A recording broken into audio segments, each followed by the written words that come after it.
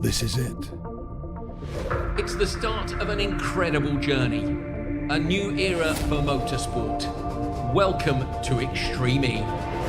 Welcome to Saudi Arabia. Oh, lifting! Oh, we hit each other! She stopped dead! Holy We are racing in Senegal. Absolutely full throttle, the car is dialed!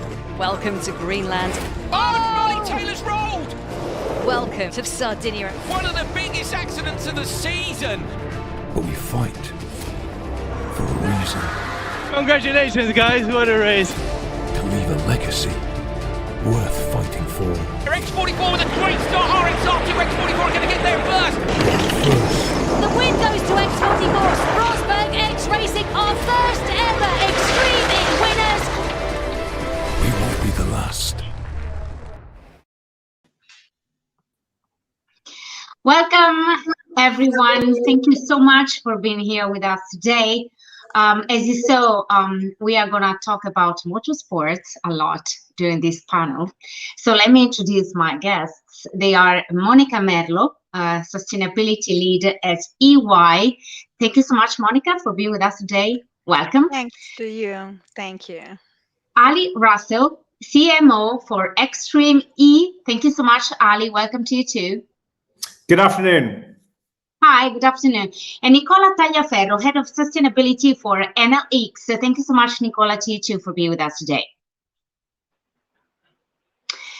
Okay, we are going to have like 45 minutes to talk about all these issues. So Monica, let me start by you. What are we seeing in our future? I mean, what kind of sustainable future are we going to build? Thanks, Mariangela. Thanks to everyone. Yes, well, we have quite a busy future, let me say. We have quite a lot to do.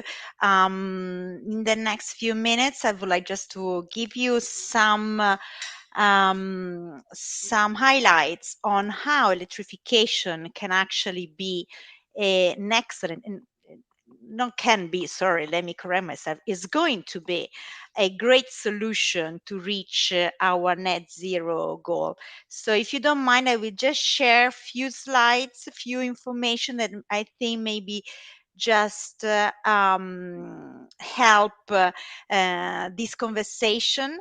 As I said, we have quite a busy footpath that we should follow. Just let me deal with my computer 1 second. Here I am. Hope you can see the presentation in few seconds. Climate change is a big topic. I'm sure you already had the opportunity in this experience to hear about this topic and what it means for you, for your future, for your future job opportunities, for your lifestyles. But I see my computer is not helping out, so I will do it without it. I hope you can still at least hear me, because it's still, I see my computer completely collapse somehow. But anyway, yeah, I guess now, yeah, here we are. Excellent, we made it. Sorry for this. So we have quite a massive, as I was saying, action to put in place. The number are really impressive. And as probably most of you know, there is our challenge in the next future is trying to find into a solution to meet our targets, and so I think it's important, before getting to the point on how electrification can be actually the key, is just for you to know, I'm sure you're aware of what are the most responsible for global warming. This graph is this picture is very clear. I mean, low greenhouse gases, good. High greenhouse gases, really bad. Okay, so our effort has to concentrate to the decrease of these greenhouse gases. But how can we do it? We have different way to act on greenhouse gases. When we refer to net zero, we refer to those initiatives that basically want to balance the emissions by removal equivalent quantities of greenhouse gases, which is a complete different stories to carbon neutrality, which is a very good target as well. But you can reach carbon neutrality also with neutralization techniques. And something is compensating, but it's a complete different story is when we have to remove. So from one day I have that emission, the day after I don't have it anymore, and not even the day after either. So when we think and when we listen, in every day by day conversation or to the statement of many governments or also private activities or whatever, we listen to the statement, there is a huge difference between declaring of being carbon neutral or being net zero. So this, I think, it's really important for you to know. Also, I think it's very important to see this graph on the left. These are the level of CO2 emissions that we are talking about tons of CO2 that we have to abate to be able to reach our target. And I would like you just to concentrate, because today is the day of electricity, to this huge amount of CO2 emission coming from electricity and heating. But as you can see, this component is going to basically disappear following this projection in about 20 years. So this component of CO2 emission, thanks to the technologies that we will see also later, is one of the part that is going to be completely to abate and to completely let's say neutralize all the emission coming from this component.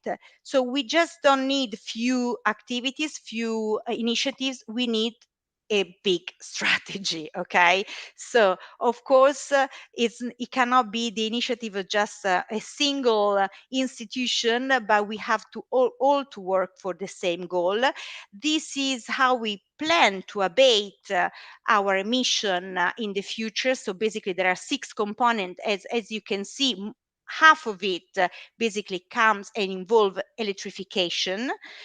And this is also, I think, a very interesting aspect for you that are following this speech, is because we expect over 100 million jobs by 2050 concerning these topics, just for you to understand how much we are investing on this information, on this type of business. So this is just another deep dive on what are the electrification potential. As you can see, by 2050 we expect to cover 100% of electric 2 or 3 wheels, 86% of vehicles, 79% of the bus share, 55% of heat pumps. So the let's say heating department of it, but also we expect also 76% of electrification share for the light industry.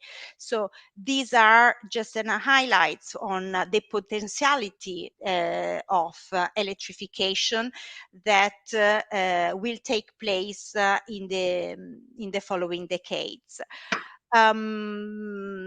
Before I close my speech, I just would like Mariangela to share also another thought that is important, because as I was briefly showing before, there are several segments in which we have to concentrate, and electrification for sure is probably half the 50% of the goals. But it's not enough. If we want to reach our targets of decreasing of 1.5 centigrade the temperature, and I let you know that by now we have already overcome the 1 degree, so it's quite a challenge to keep with this half degree by in the next 30 years. We cannot only rely on renewable energy, but we have absolutely to think more circular. I guess that most of you are aware of the Ellen MacArthur Foundation. Is probably the most recognized at the moment organization working on circularity. And I think it's important to look at this video that I'm sure maybe some of you already seen to show you a bigger picture that we will have to face in the following years. Mm-hmm. Okay. Thank you, Monica. It was really interesting your presentation. I mean, the start of your presentation, because I'm gonna go back to you in a while. But now I'm going to Ali. Ali, you said that your role at Extreme is first of all to be sort of a conduit for the consumer, and you also said that you want to reach people that can normally not be reached. What do you mean by saying that? Well, good afternoon, and thank you very much for the opportunity to get involved in this session. And you're absolutely correct. Climate change is not a new phenomenon. So scientists have been talking about climate change for decades. The challenge we've got is people aren't necessarily listening, and people aren't acting. And what we are seeking to do is to use sport, which has the ability to bring people together, whether it's the Football World Cup, whether it's Olympic Games, whether it's Formula One. We're using sport as the conduit, so sport for purpose. So what we believe that the car industry has had many years of advancing technology under racing circumstances. So they talk about 10 years of R&D and 1 year of racing. So we want to accelerate the adoption of sustainable technology, and we're working very closely with Enel, we're working very closely with EY at using technology and hot housing technology in the most extreme environments around the world to combat climate change. So we base the championship on 4 E's. The first one is the environment. That's our North Star.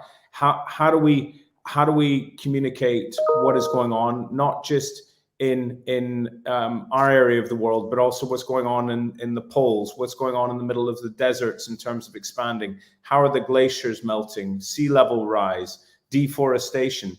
All of these are symptoms of climate change. And what we want to do is we want to bring the race series to these locations, to race in locations that are already damaged. And that's a really key point. So we don't race on the ice shelf. We race on the area that's been left behind because it's melted away. And what that does is it gives dramatic pictures of the impact and in areas that maybe people don't travel to. So our racing series races in locations like the Middle East, the coast of Africa, Greenland, the middle of the Amazon rainforest.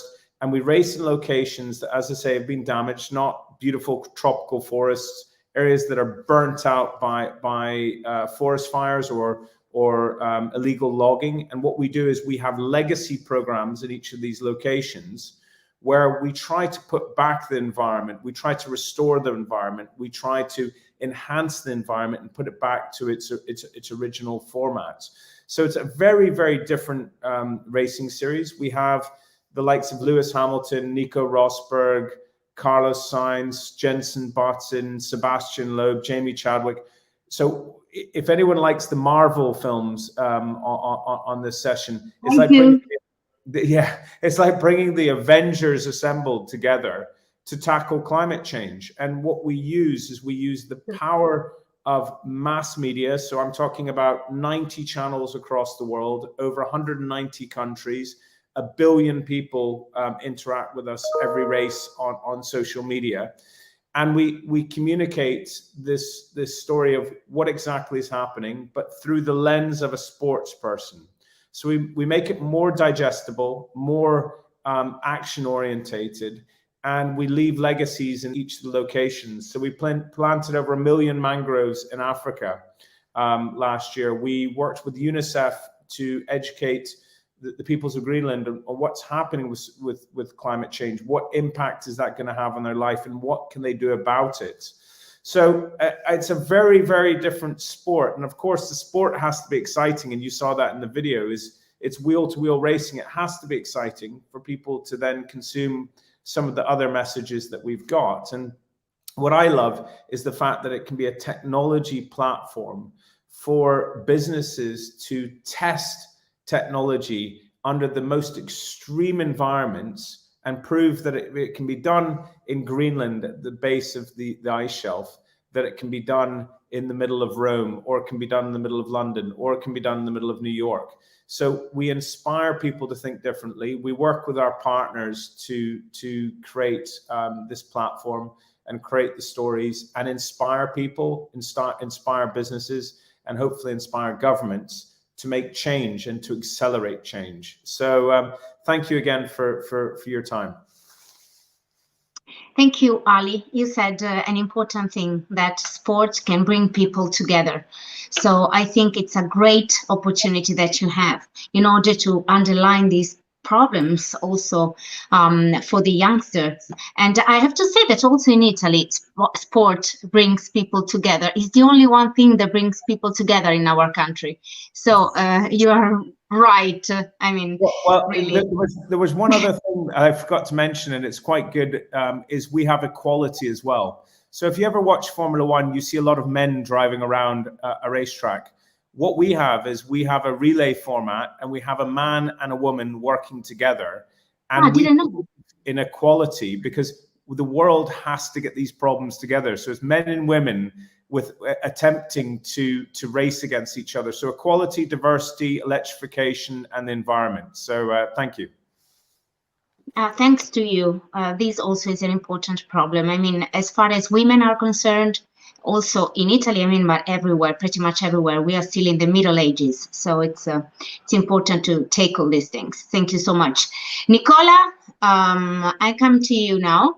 I read that your idea is to go through your group as a whole group, because you are doing a lot as far as sustainability is concerned. Can you tell us what? I mean, Monica talked about circular economy, and you are also doing a lot about this thing. What are you doing in particular? Thanks thanks much for this introduction, but thanks also, Ali, to touch at the end a very important subject about diversity, because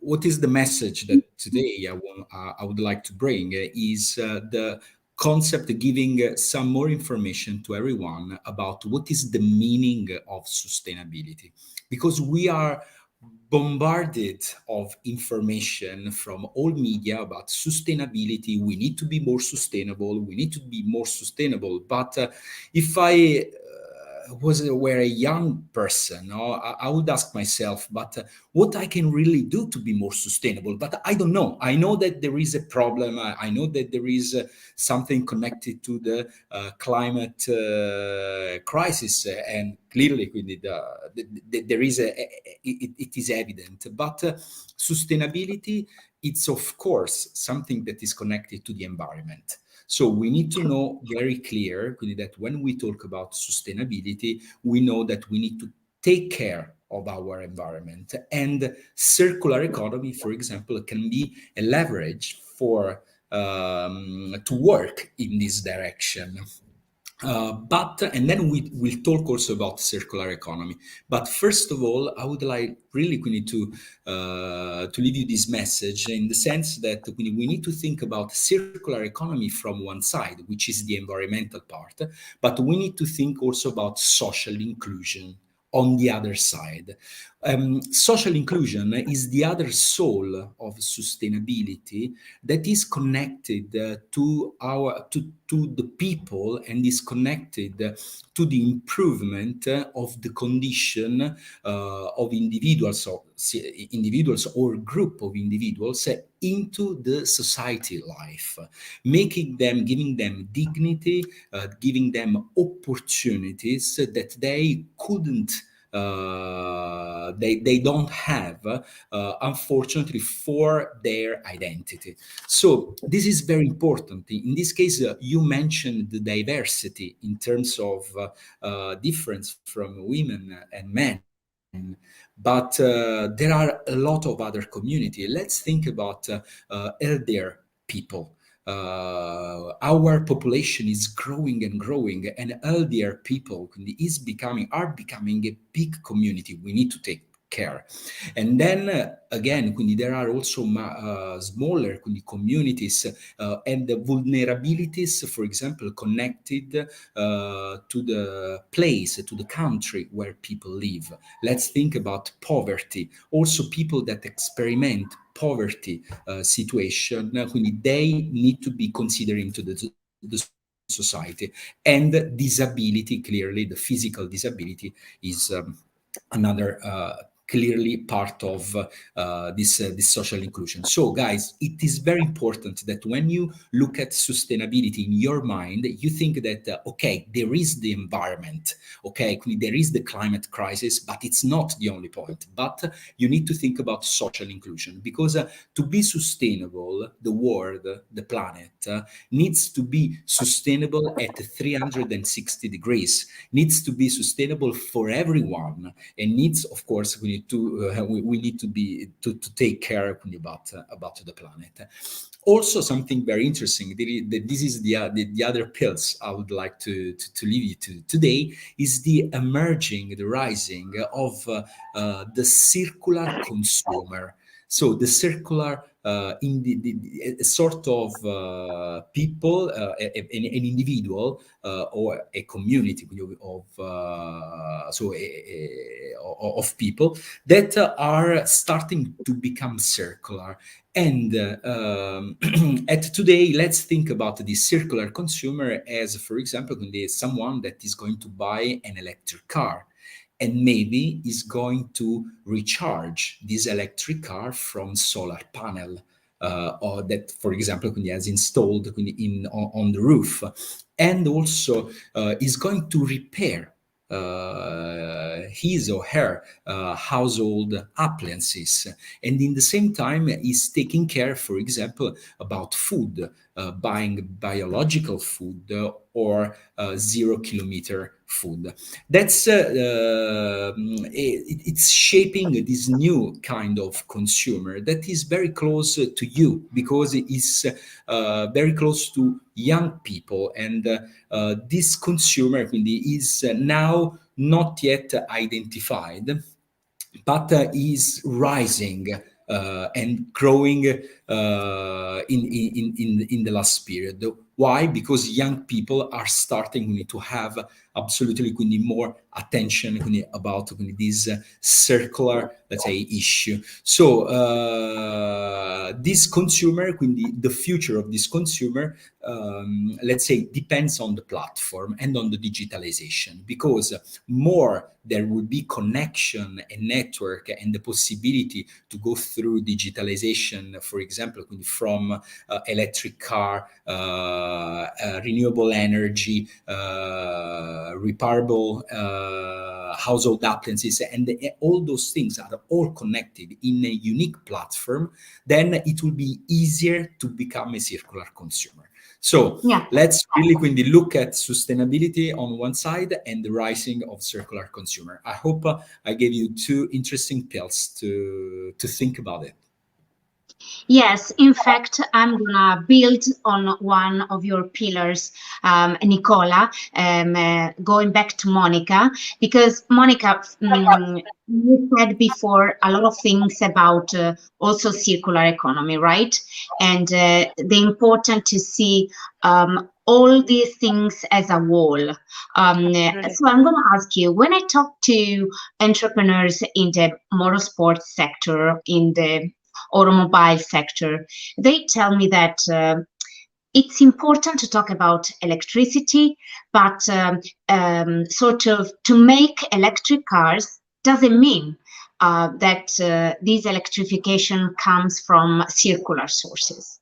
Absolutely. If it doesn't, it's not real circularity. It's something else. Can you go a little bit into depth on these things? Yeah, absolutely. Thank Mariangela for this question, and Nicola for introducing again the topics. Absolutely. As I was saying, electrification is the answer. Having an Sorry, my dog is barking. I'm so sorry about that. It's Having an electric car is a solution, because definitely the greenhouse gases emission is completely neutralized if you have an electric car instead of a fossil fuel based car. But you have to ask yourself, where does this electricity comes from? Because electricity can comes from fossil fuel as well as from renewable sources. So Right. the thinking circular, and the work, all the work the Ellen MacArthur Foundation is doing since several years onwards, and many, I have to say, entrepreneurs are understanding, is that they have to look also beyond and forward, you know, compared to their activity. So they have to thinking circular basically means thinking from the origin till the end to the process. So where does my electricity come from? What are the sources I'm using? Are those sources renewable? But also you have to think after, forwards. Okay, so I have an electric car. So what's going to happen to my car after I use it? What is going to happen to my electric station when I need to repair it? So are those components easily to assess, or when I have to substitute it, I have completely to, to change the whole system. So when you think circular, you have also to think, how is durable my solution? Because maybe it's an excellent solution, but it lasts one day. So that is not sustainable. Okay. So it's a very complex issue. It's not at all easy. It's like the removal topics that I was assessing before, So it's sometimes we hear very, very enthusiastic statements, but at the end of the day, we have to understand what are the base, if the basement of the statement is actually sustainable. Okay, so it's really important for for the person listening to this speech, I believe, that they learn to look backwards and forwards, not only at the present. Sustainability is the circularity, is just another way to stress on the topics that we cannot only look at the present needs. The meaning of sustainability is this, thinking also the future generation. So we are, back always on the same topics. Yeah, right. I mean, it's important also to talk about these issues a little bit more. It's important our role as media. I think youngsters are better than my generation in order to tackle these issues. So I'm optimistic. But as you say, you need to have competence, you need to have technology. I'm thinking about, for example, the storage of renewable energies. Now we don't have a proper storage yet. So of course you need to look To find at technique, all these yeah, things. absolutely, because I mean the sun, you have it only for a few hours a day. The Wind wind. is not Mm, exactly. So yeah, this is the challenge on renewable yeah, energy. So working on yeah, storage is yes. for sure. We have done so much in recent years, but of course there is much more to do. I mean, I do have a full electric cars, and I cannot assure you that it's not such a joke when I have to recharge. So there is quite a lot to do.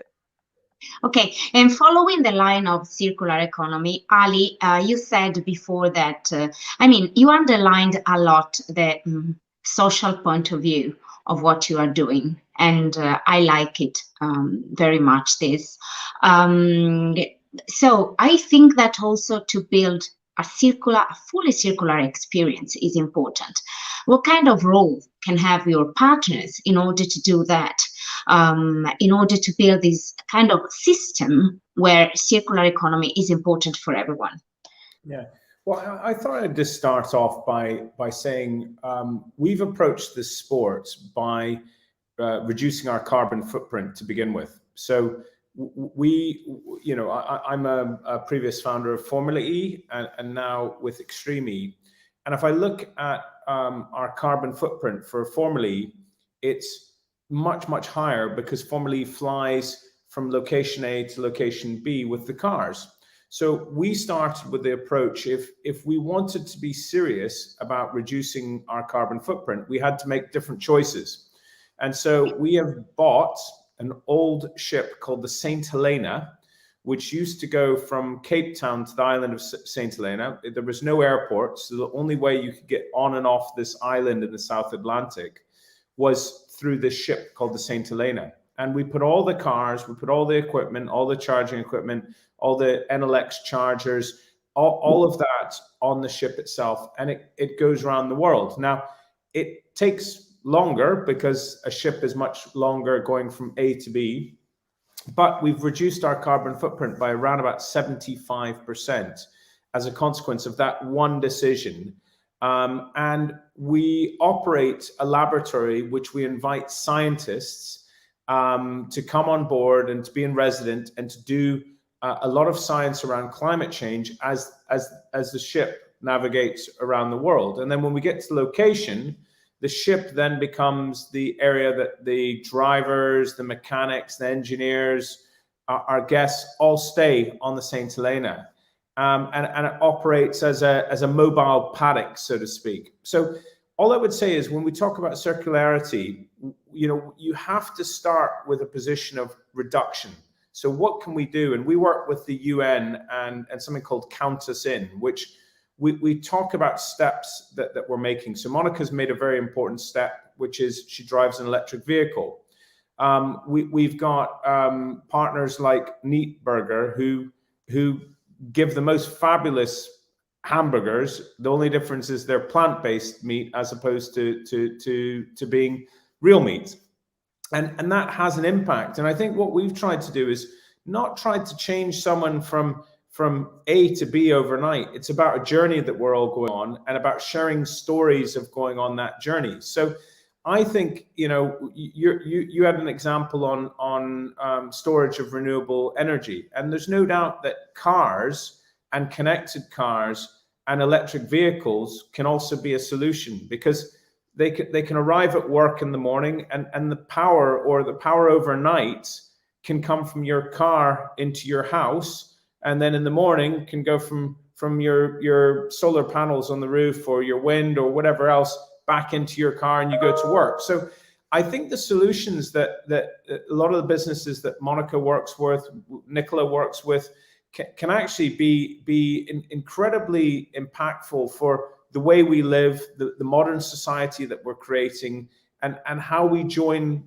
things up so that what we have is connected cities which work incredibly well. And I think all that we do is we provide a platform where, Lewis Hamilton takes us through what he's doing, or Sebastian Loeb, and what we do is we make EVs cool and sexy, because the biggest problem that they have at this moment in time is perception. People believe that they have no performance, that you'll run out of battery, and they're not fun to drive. And actually the reverse is true. Our cars have 550 horsepower, the torque of an electric vehicle, and Monaco, I don't know what model you have, but the torque is incredible. So these can be really inspiring changes, and they don't need to be detrimental to people's lives. They can actually enhance people's lives. They can be better for the environment, and they can service you better. So I think that's the sort of the narrative that we're working on is how can we do things in a different way, and how can we as a sport start to walk the walk instead of talking the talk, and it's super exciting. Yeah, and can I add on this? I mean, when you say EV should be sexy, right? You Yes. are so, yeah, you are so right. Once I remember that one Italian entrepreneur, maybe you know him, Oscar Farinetti. He runs Italy. This is sort of a chain, Italian chain of food, of local food. He said to me, you know, electric vehicles are gonna be great. Electric vehicles are gonna be great when someone is gonna pick you up with an electric car, and you will think, oh, it's much more sexier than a Porsche. Then electric vehicles will be great. It's true. Yeah, and you're right. The big thing for us is motorsport has had a lot of big noise in the past, and actually it's beautiful to see these cars that are at one with nature. It's absolutely amazing to see that they can coexist in these areas with nature, because they don't have that roaring sound. And it's amazing how quickly you adapt to it. When you first arrive, you think, this is strange, but it's just different. It's not worse, it's not better, it's different. And actually, I think the future will be different. And I think that's what we've got to get our heads around, is how do we work together, collaborate, within communities. And that was Nicola's point, which was about that social cohesion, about bringing people together. And that diversity is so important to adapting to this problem, because often the poorest people in society are the ones that are going to suffer most from climate change. And that it's getting that through. It's that democratization. It's moving things forward. Thank you, Ali. In fact, Nicola, what you said before is really important from this perspective. I mean, as far as I understand, we don't have to be concentrated in one single consumer, but still we are going through a transitional phase. It's a very difficult phase, very challenging one. What we can say about it? What's the most important challenge that you see? And then I go back to Monica for showing a video, and then we conclude this session. Please, Nicola. Yes, let's say the biggest challenge you mentioned, quindi there are important challenges. So is the way how we think, not people think, how all of us think about certain aspects. For example, you mentioned about electric car needs to become sexy, but you also need to look. You need to, before this, you should look at for example, people behavior about car. So there is not now people that live in big cities, they are not buying a car anymore at all. So the problem of the car starts not in the choice of electric car or a traditional car, but is starting on top. So people are, fortunately, considering the difference also in the lifestyle, so are changing also their habit. So, and they are using more car sharing they can find into the city. So maybe the choice of the type of cars, it's not depending anymore from the single, so from the individual, but depends from the companies, the organization that are choosing the type of cars to make available to young people. And if young people will find an electric car, they will be definitely more happy. So that's also something we need to think. It's a big challenge. And then in this challenge, it is important then institution, the organization, of course, are talking together. Another big challenge is Monica was mentioning before, is the circular thinking. The circular thinking, it is a very important word, and it is important to transfer also the meaning to this to the new generation, because the circular thinking, it's a different way of thinking about the same processes we do now into a different way, in a different way that is clearly in this moment when looking at the circular principle. And very important to think also that circular economy it is not only recycling and reuse. So when we need to rethink about all our process into the company, into the houses, everywhere into a city, we need to rethink considering not only recycling and reuse, but also models like sharing, including the sharing platform, including the transformation in product as a service, including the life extension. Let's think about regeneration.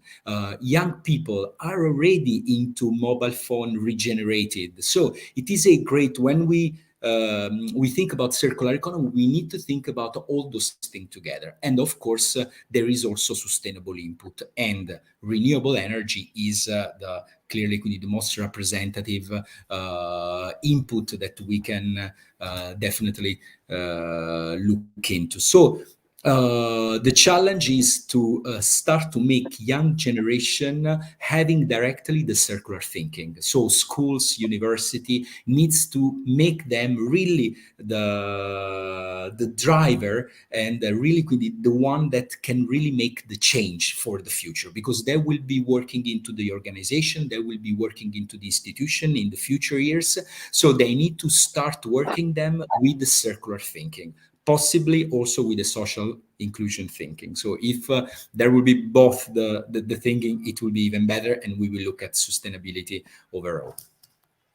Of course, this concerns the whole system. I mean, education, first of all, also actions from the government, because, you know, guys, if I wanted to say a challenge that I see, when you go to some regions in Italy, for example, like the Motor Valley, because we have one brand which is very important around the world, and is Ferrari, and it's not, of course, renewable energy Ferrari. But I have to say that governments need to be supportive of this transitional phase, because sometimes they set up targets like you have to be like this in 2030, you have to be like this in 2025, but 2025, 2030 is tomorrow.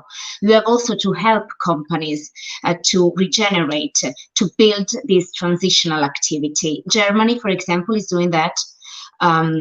Some other countries not. So I think I see some challenges, as I see some good opportunities as well.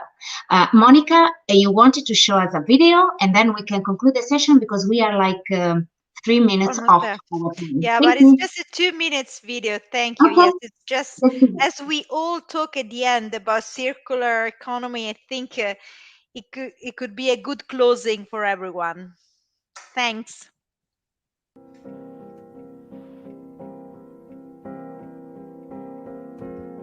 Climate change is a result of our take, make, waste economy. And until now, we've looked at solving climate change largely by switching to renewable energy. We're replacing fossil fuels with wind and solar power at speed all over the world. But the truth is that the energy transition will only solve half the climate problem. It's like we've been reading only half the book, like we've been watching only half the movie. So what completes the picture? Transforming how industry uses materials and how we manage land. That is, transitioning to a circular economy. It's more than energy. It's about transformation. What does that mean? It means we address things before they become a problem and design out emissions before production even begins. We build an economy that eliminates waste and pollution, keeps products and materials in use, and regenerates natural systems.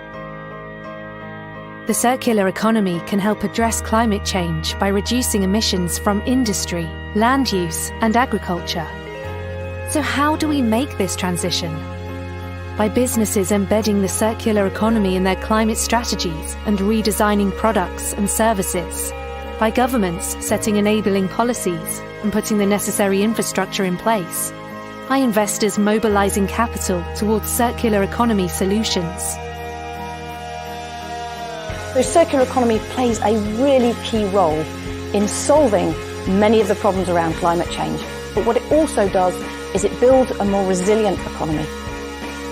A complete picture of a thriving, zero-emissions economy is coming into focus.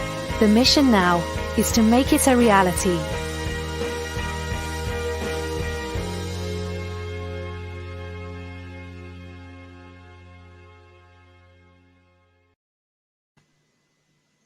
Hey, Nicola, you also had a video, am I wrong?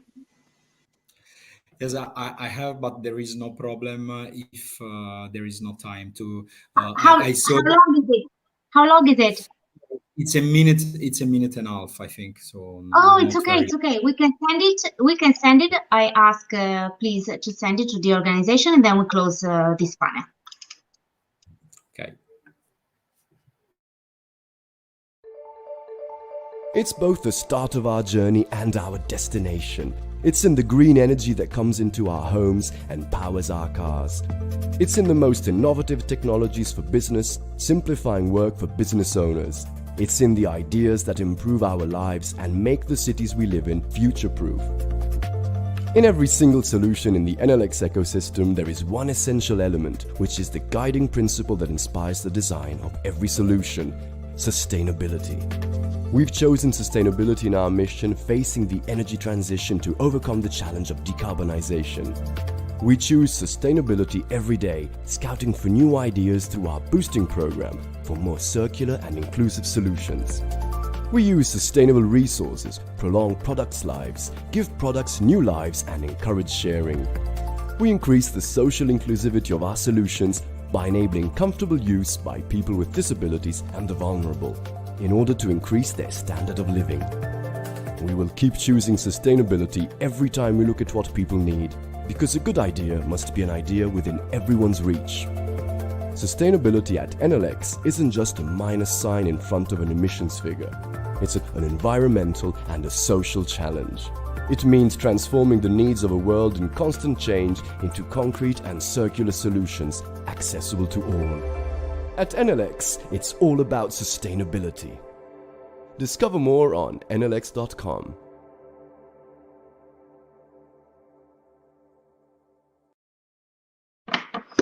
Okay, guys, we're done. Thank you, Monica. Thank you, Ali. Thank you, Nicola. Thank you so much. It was really an interesting panel. So thank you so much for what you share with us. And bye, guys. Have a great day. Have a great evening. Bye-bye. Thank you. Thank you to you. Bye. Bye, everyone. Bye, everyone.